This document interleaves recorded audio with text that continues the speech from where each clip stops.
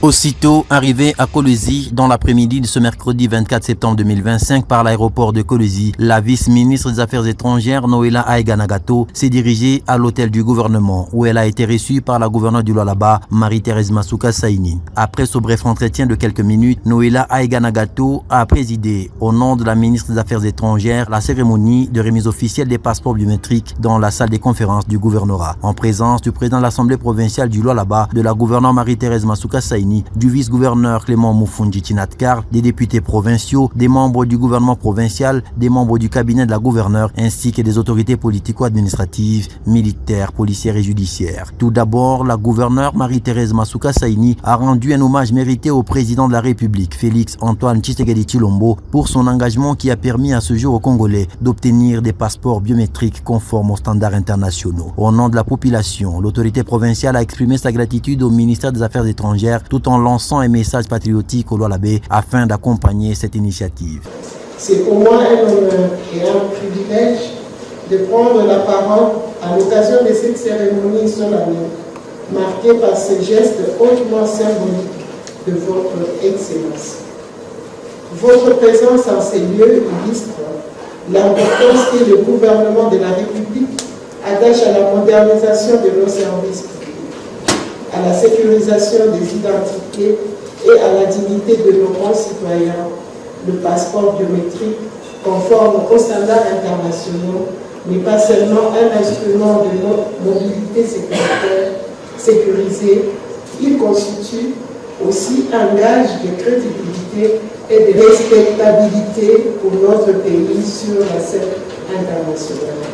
Au nom du gouvernement provincial du Lualaba et de toute la population, je voudrais exprimer notre profonde gratitude à votre ministère qui, par cette innovation, renforce la gouvernance migratoire et diplomatique de la République démocratique du Congo et inscrit notre pays dans la dynamique mondiale de la modernisation administrative. La vice-ministre des Affaires étrangères Noéla Aiganagato a à son tour assuré que le passeport, au-delà d'être un simple document, est un symbole de fierté et de dignité pour tout détenteur, tout en détaillant les éléments de sécurité intégrés dans le nouveau passeport biométrique. Ce nouveau passeport biométrique est doté de technologies les plus avancées. Micropuce RFID sans contact, page en polycarbonate ultra résistante, dispositif de sécurité sophistiqué, incluant l'homologramme, filigrane, invisible et encodage renforcé. Grâce à ces innovations, toute tentative de falsification devient pratiquement impossible. Ce document s'inscrit donc dans une logique de bonne gouvernance, de transparence administrative et de protection renforcée des droits de nos citoyens à l'étranger.